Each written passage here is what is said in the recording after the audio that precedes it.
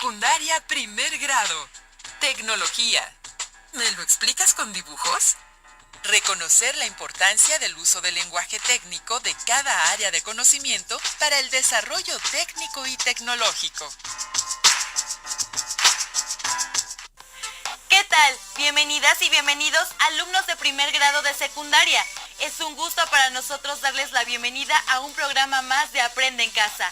Esta es una propuesta para acercarlos a los contenidos de la asignatura de tecnología. Antes de entrar en materia, queremos recordarles que ahora que estamos en nuestras casas, es una excelente oportunidad para practicar el aprendizaje colaborativo con nuestros familiares, lo que nos permitirá reforzar todo lo que aprendamos día a día y comprobar que para llegar al conocimiento hay muchos caminos. También es importante que fomentemos y hagamos un esfuerzo para ser pacientes y tolerantes. Para lograr esto es fundamental tener empatía con quienes nos rodean. Esto es ponerse en los zapatos de los otros y no hacer lo que no queremos que nos hagan. Muy bien, ahora sí, vayamos al tema en cuestión. Como hemos visto, la tecnología se encuentra presente en la mayoría de los ámbitos de la vida que nos rodea, ya sea como usuarios, creadores o innovadores de la misma. Cabe mencionar que la tecnología en la educación básica se organiza en algunos campos tecnológicos que son agropecuarios y pesqueros, de alimentos, de producción, de construcción, así como de la información y la comunicación, de la recreación y, por supuesto, de la salud.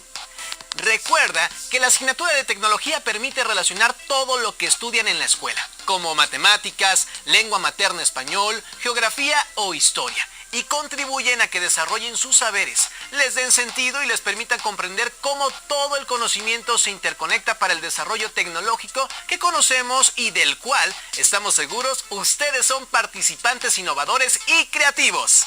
¿Se han preguntado sobre la importancia del uso del lenguaje técnico o vocabulario especializado en el desarrollo tecnológico para denominar conocimientos, descubrimientos, usos u objetos?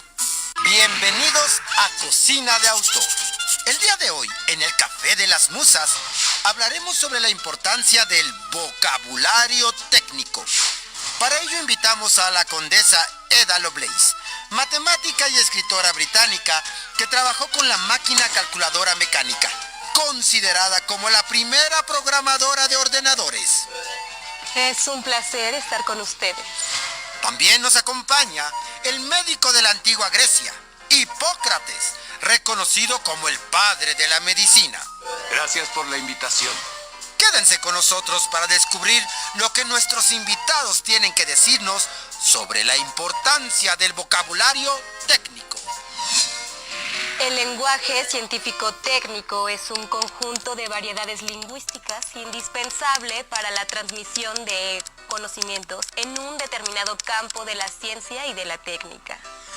En el español hacemos uso de distintas formas de lenguaje.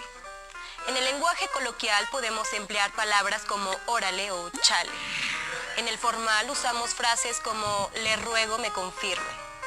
En el lenguaje propio de determinados deportes, como el del béisbol, por ejemplo, utilizamos palabras como base, cuadrangular, doblete o curva para describir distintos componentes o momentos del juego. Y en el lenguaje científico-técnico empleamos un vocabulario en función del campo de conocimiento que estemos tratando. Por ejemplo, si nos aproximáramos al campo de la agricultura, usaríamos frases como suelos calcáreos, tiempo de maduración o recolección estacional. Cada ámbito de la realidad, cada profesión, oficio o actividad social tiene su propio vocabulario. Los médicos empleamos términos como intubar o alergénico. Los carpinteros manejan abrazaderas o carboncillos. Y en el campo de la ecología se habla de bioenergía o hábitat. El vocabulario técnico es entonces el léxico propio de un arte, una ciencia o un oficio. Ahora que sabemos qué es el vocabulario técnico, ¿nos podrían dar algunos ejemplos? En medicina utilizamos términos que son préstamos históricos de dos lenguas antiguas, el griego y latín, como neumonía, palabra que viene del griego neimón, pulmón, y a su vez de neima, soplo, aliento, respiración, o cardíaco, del latín cardiacus, que significa perteneciente o relativo al corazón.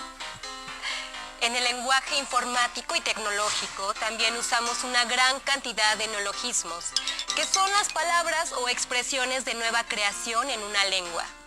Por ejemplo, chatear para referirnos a una conversación digital o selfie como sinónimo de autorretrato.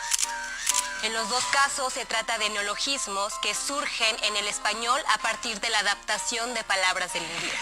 Hay términos técnicos que se forman por composición de palabras y afijos del griego, el latín o del español, como hipertensión o bajorrelieve.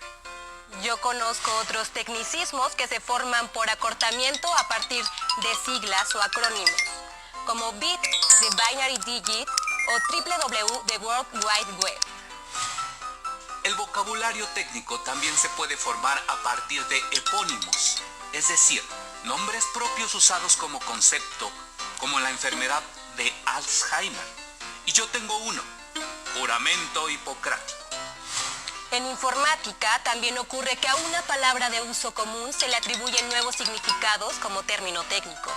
Por ejemplo, le damos el término ratón al dispositivo apuntador de un ordenador. Al escribir un texto informativo de cualquier asignatura, es necesario usar el vocabulario técnico para describir de manera clara y precisa los distintos temas de estudio. Cuando se requiere explicar un tema o concepto de un determinado campo de conocimiento, es necesario hacer uso del lenguaje adecuado a su área para lograr una comunicación efectiva. El avance de la ciencia y de la técnica obliga al lenguaje a evolucionar, permitiendo denominar nuevos conocimientos, descubrimientos, usos y objetos. El vocabulario técnico es un instrumento para ampliar nuestros conocimientos sobre distintas disciplinas. Muchas gracias, Hipócrates y Eda Lovelace.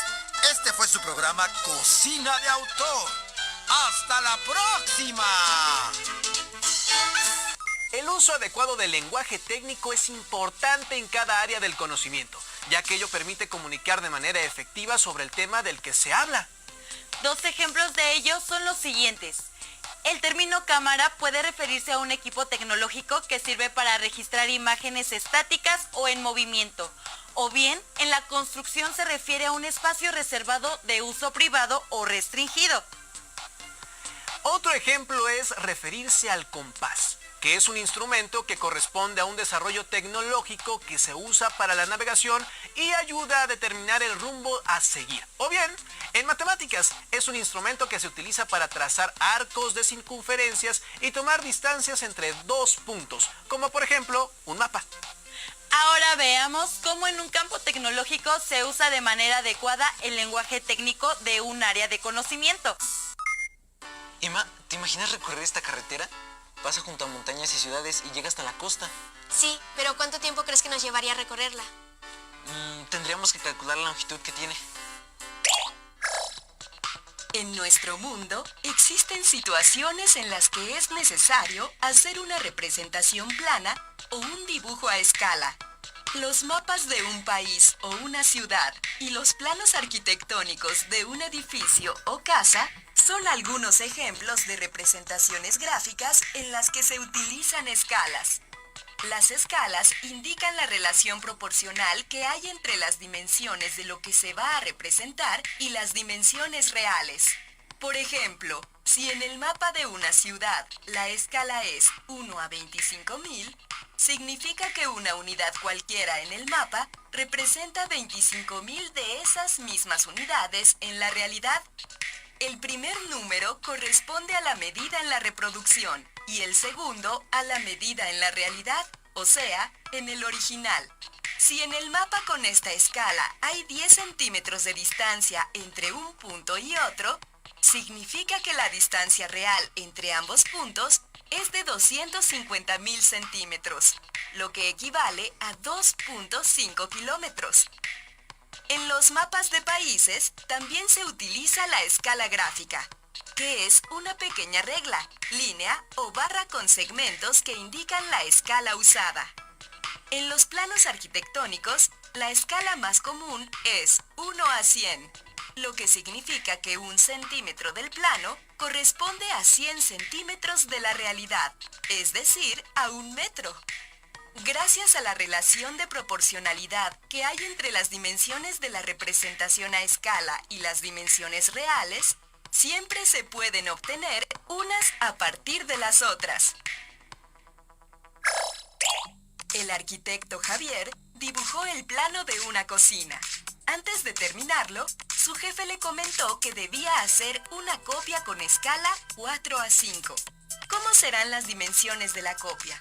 ¿Mayores o menores? Exacto, serán menores, porque una escala 4:5 significa que 5 centímetros en el plano original equivalen a 4 centímetros en la copia. Entonces, si una longitud en el plano mide 10 centímetros en el dibujo original, ¿cuánto medirá en la copia? ¡Claro! 8 centímetros. Muy bien. Así ya tenemos una de las dimensiones de la copia. Ahora, ¿qué debemos hacer para obtener las demás longitudes? Como las dimensiones entre la copia y el original están a escala, existe una relación de proporcionalidad entre ellas, la cual está determinada por la misma, que en este caso es 4:5. Esto significa que 1 centímetro del original equivale a 4/5 de la copia, que es igual a 0.8 centímetros. Así, podemos completar una tabla para conocer las dimensiones que necesitamos para hacer la copia. En el plano original, el ancho de la cocina es de 22 centímetros. Como cada uno de esos centímetros corresponde a 0.8 centímetros de la copia, el ancho de la cocina en la copia es de 17.6 centímetros. Para encontrar el largo total de la cocina en la copia, se multiplica 32 por 0.8 y se obtiene 25.6 centímetros. Ahora haz tú los cálculos. Si el largo del mueble mide 14 centímetros en el dibujo original, entonces... ¡Exacto! En la copia medirá 11.2 centímetros. Y si el largo de la estufa es de 4.5 centímetros en el original, será de 3.6 centímetros en la copia. ¿Recuerdas qué deben cumplir los datos de una tabla para ser de proporcionalidad directa? Pues bien, la tabla es de proporcionalidad directa porque al dividir cada una de las longitudes de la copia entre las longitudes correspondientes del dibujo original, se obtiene el mismo resultado. Mira la escala de este mapa. El océano mide unos cuantos centímetros en el mapa, pero en realidad es muy grande. El crecimiento de la ciencia y la tecnología avanza de manera importante. Ello requiere que el uso del lenguaje también evolucione para que se pueda denominar nuevos conocimientos, descubrimientos, usos y objetos. ¿Alguna vez se han referido a un término y sus interlocutores comprenden algo distinto? Si es así, ¿consideran que los referentes sobre el área al que se refieren sean diferentes? Ahora veamos cómo dentro de un campo tecnológico el uso del lenguaje técnico es más vasto conforme se interrelacionan más áreas del conocimiento. Para ello, les invitamos a ver la siguiente pieza. Hoy quiero compartirles los preparativos para un próximo viaje. ¿Qué les parecería conocer Chiapas?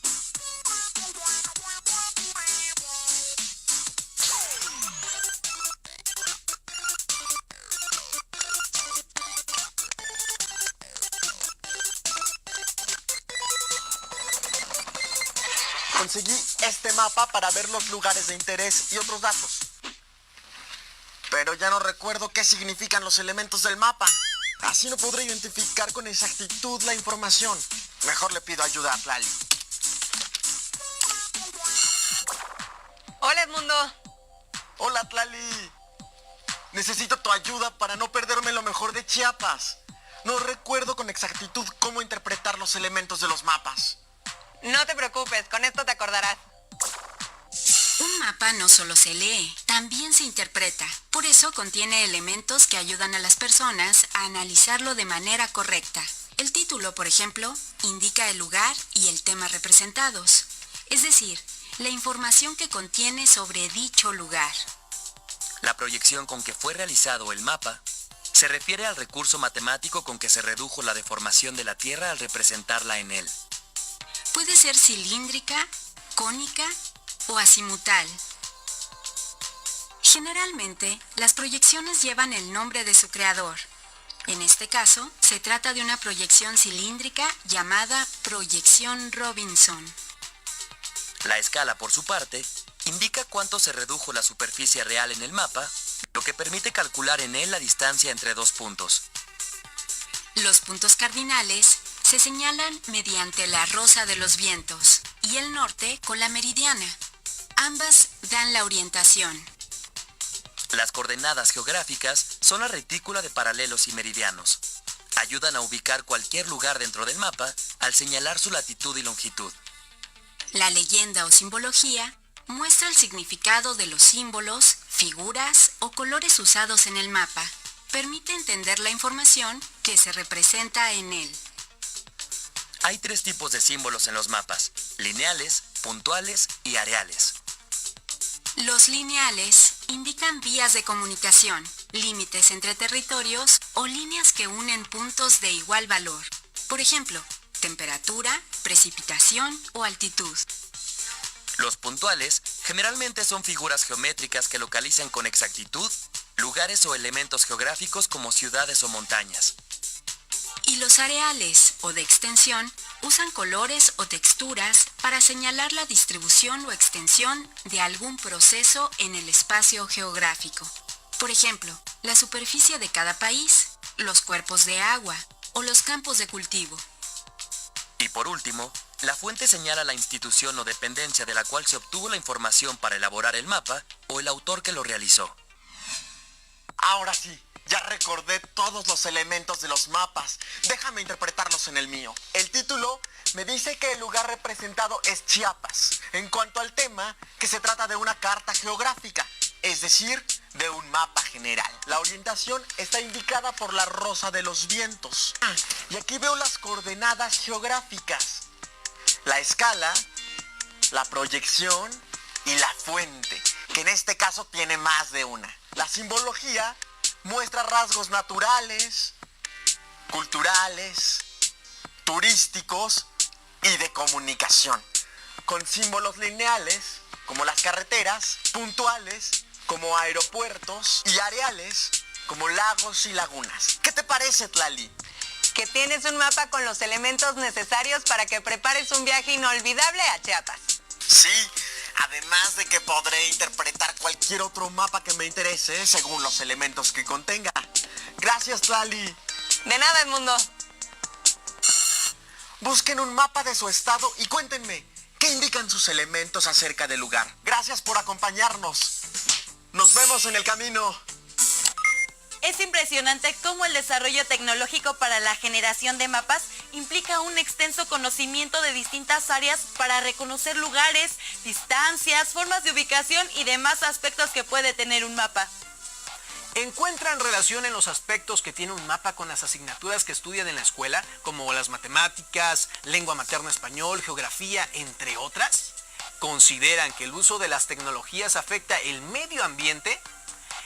¿Es posible que ustedes puedan contribuir a mejorar el medio ambiente si se usan de mejor manera las distintas tecnologías? Para reforzar lo aprendido, compartir es lo mejor, y por ello les invitamos a que pidan a sus familias que identifiquen qué tipos de tecnologías tienen en casa y a su alrededor. Juntos y con paciencia podrán analizar cómo las utilizan y, si es posible, mejorar su uso para contribuir al cuidado del medio ambiente y su entorno. ¿Qué les pareció lo que aprendieron? Es importante reforzar lo aprendido buscando información en algún libro que tengan a la mano. Otra manera de reafirmar nuestros conocimientos es leyendo o platicando con familiares sobre lo que se aprendió. También será muy útil hacerse las siguientes preguntas. ¿Qué tanto sabían de lo que se trató en el programa? ¿Por qué es importante conocerlo? ¿Cómo podrían profundizar en lo que se vio en clase y compartir su investigación? Ha sido un gusto contar con su compañía en este programa. No olviden que durante estos días ser paciente y compartir sus aprendizajes son acciones fundamentales para un mayor conocimiento. Nos vemos.